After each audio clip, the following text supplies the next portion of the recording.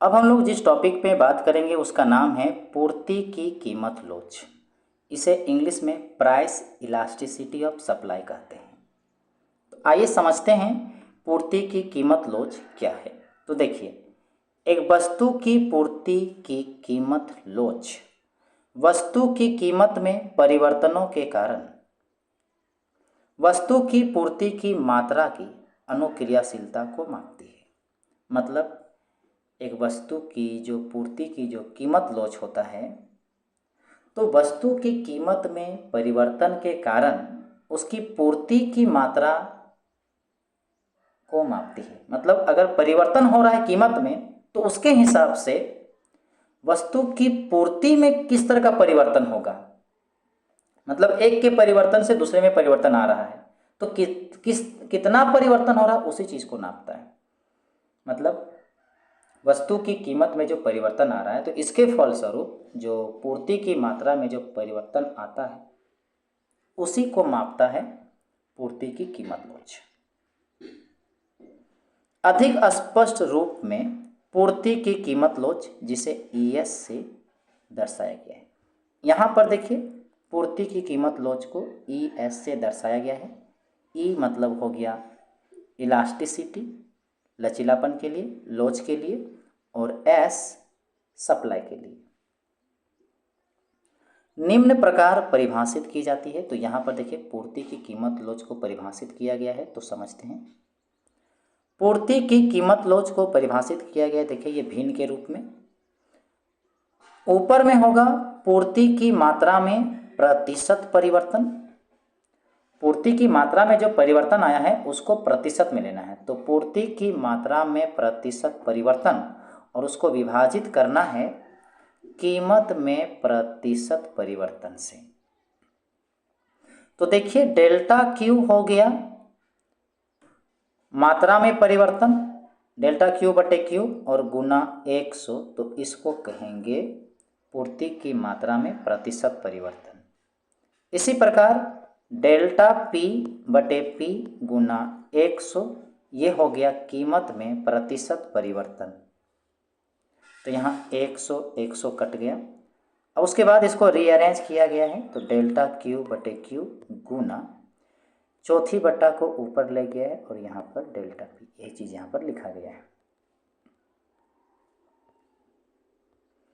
जहां delta Q बाजार में आपूर्तित वस्तुओं की मात्रा है, तो यहाँ डेल्टा क्यू क्या है, जो चेंज हुई मात्रा का बारे में बता रहा है। आपूर्तित वस्तु मतलब जो चेंज हुई मात्रा को दर्शा रहा है डेल्टा क्यू। जब बाजार में कीमत डेल्टा पी के बराबर परिवर्तन है, मतलब जिस समय बाजार में कीमत डेल्टा पी परिवर्तन आया है कीमत में, बाजार में जब कीमत में परिवर्तन कितना हुआ डेल्टा पी, उस समय बाजार में वस्तुओं की मात्रा में कितना परिवर्तन आया, उसकी पूर्ति में चेंज आया डेल्टा क्यू। इसे और अधिक मूर्त बनाने के लिए, मतलब इसे और अधिक कॉन्क्रीट, इसे ठोस बनाने के लिए निम्नलिखित संख्यात्मक उदाहरण पर ध्यान दीजिए। तो आइए पूर्ति की कीमत लोच को उदाहरण के साथ समझते हैं, नंबर लेते हुए। मान लीजिए कि क्रिकेट गेंदों के लिए बाजार पूर्ण स्पर्धी है।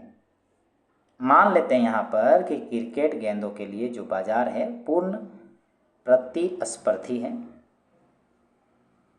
जब एक क्रिकेट गेंद की कीमत 10 रुपये है, जब एक क्रिकेट गेंद की कीमत 10 रुपये है, मान लीजिए कि बाजार फर्मों द्वारा कुल 200 क्रिकेट गेंदों का उत्पादन किया जाता है। अब जब क्रिकेट की गेंद की कीमत बढ़कर 30 रुपये हो जाती है, मान लीजिए बाजार में फर्मों द्वारा कुल 1000 क्रिकेट गेंदों का उत्पादन किया जाता है। आपूर्तित मात्रा में तथा बाजार मूल्य में प्रतिशत परिवर्तन को निम्न तालिका में दी गई सूचना का उपयोग कर ज्ञात किया जा सकता है। तो यहाँ पर देखिए जो सूचनाएं हैं यहाँ पर लिखा गया है। तो अब इनके सहायता से हम लोग क्या निकाल सकते हैं, आपूर्तित मात्रा में जो प्रतिशत परिवर्तन आया है और बाजार मूल्य में जो प्रतिशत परिवर्तन आया है। तो यहाँ देखिए यहाँ पर लिखा है क्रिकेट गेंद की कीमत जो पी से प्राइस पुरानी कीमत कितना था, पहला वाला P1 10, दूसरी कीमत कितना था, नई कीमत P2 30। पुरानी मात्रा कितनी थी 200 और उसके बाद नई मात्रा 1000। तो अब हम लोग यहाँ पर क्या करेंगे, आपूर्तित मात्रा में प्रतिशत परिवर्तन, यानी कि जो मात्रा में जो परिवर्तन आया था उसको हम लोग प्रतिशत परिवर्तन के रूप में फाइंड करते हैं। तो डेल्टा Q बटे Q1 गुना 100। तो यहाँ पर डेल्टा Q कितना होगा मात्रा में, तो बाद में हुआ 1000, तो पहले फॉर्मूला लिख लेते हैं। तो Q2 माइनस Q1 वो डेल्टा Q के लिए चेंज, ये बदलाव को बताता है चेंज को, तो इसका फॉर्मूला होगा Q2 माइनस Q1, ठीक है। और नीचे जो Q1 था तो ठीक लिखा है और गुना 100। वैल्यू बैठाते हैं तो Q2 का मान कितना आया था, बाद वाला 1000, शुरू में कितना था 200 था, नीचे वही Q1 200 गुना 100। तो 1000 में यहाँ पर घट गया 200, तो यहाँ पर हुआ 800 गुना 100 और नीचे था 200। तो 100 यहाँ 2 बार में काट दिया, फिर इसका यहाँ पर 400, तो यहाँ पर 400 आ गया आपूर्तित मात्रा में प्रतिशत परिवर्तन। इसी प्रकार हम लोग क्या करेंगे, बाजार कीमत में जो प्रतिशत परिवर्तन आया है उसको फाइंड करेंगे। तो यही फॉर्मूला डेल्टा P बटे P1 गुना 100। फिर डेल्टा P कैसे निकालेंगे, तो डेल्टा P बराबर होगा P2 माइनस P1। तो देखिए वैल्यू बैठाइए, तो बाद की जो कीमत है वो 30 रुपया है, शुरू में 10 रुपया था और नीचे 10, फिर गुना 100। तो 30 घटा 10 यानी कि 20, फिर यहाँ 100 और नीचे 10, तो ये 2 बार में कट गया तो 200 आया। अब इसको फॉर्मूला बैठाते हैं, ठीक है। जो पूर्ति की कीमत लोच में, तो ऊपर में हम लोग का जो आया कीमत में परिवर्तन प्रतिशत परिवर्तन और मात्रा में प्रतिशत परिवर्तन, तो बैठा दिए। तो 400 बटे 200 कट के आया 2। जब पूर्ति वक्र ऊर्ध्व स्तरीय है, यानी कि वर्टिकल होगा जब पूर्ति वक्र, तो कीमत के प्रति पूर्ति पूर्ण रूप से असंवेदनशील होता है तथा पूर्ति की लोच शून्य होती है। मगर अन्य परिस्थितियों में बात करेंगे जब पूर्ति वक्र क्या होगा, सकारात्मक प्रवणता वाली होती है, यानी कि पॉजिटिव स्लोप वाली होती है। तो कीमत में वृद्धि के साथ पूर्ति में भी वृद्धि होती है। मतलब एक ऐसे सिचुएशन पर बात करते हैं जहां पर पूर्ति वक्र जो है वो सकारात्मक प्रवणता वाली होती है, यानी कि पॉजिटिव स्लोप वाली होती है, तब कीमत में वृद्धि के साथ पूर्ति में भी वृद्धि होती है